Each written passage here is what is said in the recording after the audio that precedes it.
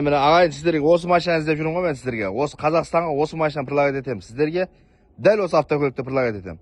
Jeep Wrangler Rubicon.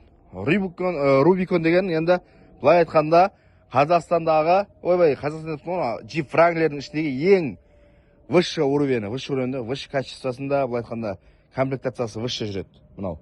Еще мынау ағайын, электрокар. Электрокар болғанда гибридный мотор, жартылай не? Жартылай бензин.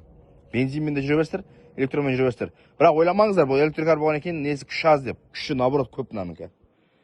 Дәл осы автокөлік ағайын. 2024 мынау. Jeep Wrangler Rubicon деген міне дәл осы алдарыңызға тұр. Арзанға басталып тұрған бағасына мына автокөліктің кожа салонын қарасаңыздар, сіздер міне кожасы мен. Енді мына жерде жоқ, бұл полион бөлініп алынады, мына салынуға болады. Төбесі ашық екен. Дәл осы вариант ағайын. Осындай вариант қарайын дейтін болсаңыздар болады міне. Көрдіңіздер ма? Бұндай вариантта табу қиын ағайын. Баллондарын қарасаңыздар сіздер. Особо қатып алып жүрміз, только чисто не деталь станоклер ғой.